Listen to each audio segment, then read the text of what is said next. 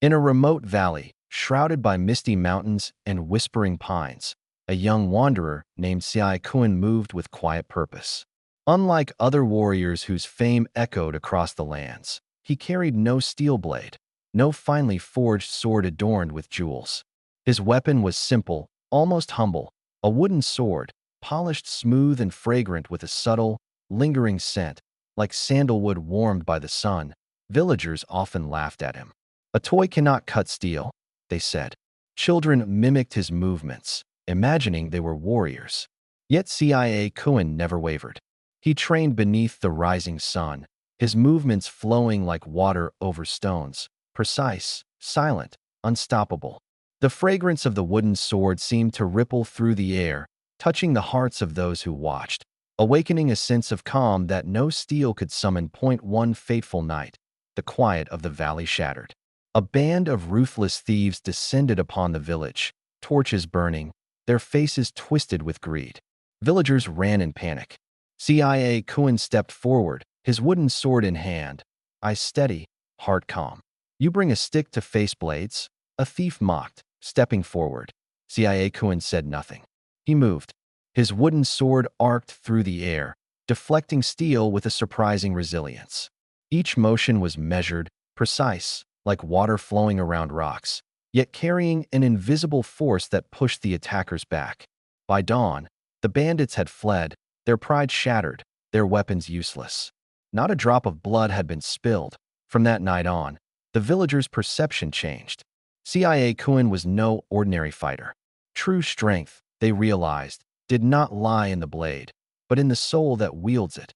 Weeks later, as Cia Kun traveled through the valleys and forests beyond his village, he encountered Xiao Li, the daughter of a renowned martial master. Her eyes sparkled with intelligence and fire. She noticed his wooden sword immediately. "Is that a toy?" she asked, her tone half mocking, half curious. Cia Kun smiled faintly. "It is not the sword that is important, but the heart that wields it." Intrigued, Xiao Li lifted the wooden sword. The fragrance vanished. She frowned. Why does it smell of nothing now?" An old hermit, who had followed Cia Kun silently for months, spoke softly. "The sword recognizes its master. Its fragrance blooms only when guided by a pure and calm heart." Xiao Li's interest deepened. Over time, the two traveled together, sharing quiet moments of laughter and conversation. Yet the world outside remained perilous, and danger often lurked in shadows beyond their sight. Far to the north, a warlord known as Iron Fong rose to power.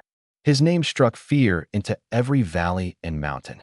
He conquered villages, burned settlements, and demanded allegiance from all martial clans. When whispers of Cia Kun's wooden sword reached his ears, he became obsessed. He would possess it, no matter the cost. One night, Iron Fong's soldiers kidnapped Xiao Li, leaving a trail of destruction in their wake. Cia Kun, though filled with anger and despair, resisted the urge for revenge. "Hatred will not serve justice," he whispered to himself, gripping his wooden sword tightly. "I will fight, but not with malice in my heart." The confrontation came atop Crimson Peak, where the sky burned like molten iron and the wind carried ash and smoke. Iron Fong stood tall, a steel sword gleaming in his hand. "You dare face me with that stick?" he laughed, raising his weapon high. Cia Kun's voice was calm. "It is not the stick that decides the outcome. It is the heart that wields it." Their blades clashed. Sparks flew, rocks shattered, and the wind howled around them. Yet with each strike, the wooden sword released a subtle fragrance, spreading through the air like a soft song of peace. Iron Fong's fury met unyielding calm. The battle raged until the warlord's strength, though immense, could not break the serenity in Cia Kun's eyes. At last, Iron Fong fell to his knees, defeated not by force, but by the revelation that true power is mercy, not cruelty.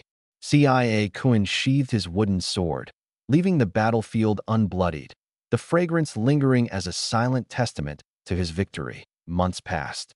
The valleys quieted, and harmony returned. Yet Cia Kun felt unease. The fragrance of his sword faded, replaced by a faint sorrow. He followed the scent into the depths of an ancient forest. There, beneath the silver glow of a full moon, he discovered a broken ancient sword, Its form shattered, its spirit restless, the whisper floated on the wind. Even peace has its shadows. Even the pure-hearted may falter. Guided by the whisper, Cia Kun discovered a hidden temple, crumbling with age. Inside lay a scroll, the scripture of silent blades. Its pages, yellowed with time, described techniques so profound they could bend the flow of time itself. Yet inscribed upon the scroll was a warning. He who wields without balance destroys himself. He who seeks power without clarity will drown in shadow. Xiaoli begged him not to study it. Some knowledge must remain sealed, she warned. Temptation will corrupt even the noblest heart. But destiny's pull was relentless. Cia Kun unrolled the scroll. As he read, symbols danced before his eyes, glowing faintly with an otherworldly light. The fragrance of his wooden sword vanished completely. Darkness crept into his soul. Memories of past battles, faces of those he had spared, the cries of victims, all haunted him. His sword lay inert, powerless. He journeyed to the Mirror Lake, a place whispered of in legends, where one must confront their truest self. Staring into the water, he did not see a warrior. He did not see a hero. He saw a frightened child, clutching a wooden toy, trembling in fear. A voice, calm and unwavering, resonated in his mind. Only by letting go of power can one truly master it. Cia Kun closed his eyes. He released his ambition, his desire for recognition, his fear of failure. The wind stirred the surface of the lake. Petals drifted from unseen blossoms. Slowly, the wooden sword began to glow. Its fragrance returned, stronger than ever, filling the valley, brushing through trees and mountains, awakening hearts across the lands. Xiao Li appeared silently beside him. They shared a wordless understanding. The world would always seek power, vengeance, and dominance. Yet here stood a symbol of something far greater. Cia Kun rested the sword against his shoulder. True strength, he said softly, is not in the fight, but in the peace we carry within. If the heart leads, the world will follow. The fragrant wooden sword became more than a weapon. It was a legend, a reminder, a living symbol of harmony, compassion, and courage. Its scent lingered eternally, touching hearts and guiding souls. Cia Kun and Xiao Li vanished into the misty mountains, leaving behind only the fragrance of a wooden sword that spoke louder than any battle cry. End of story.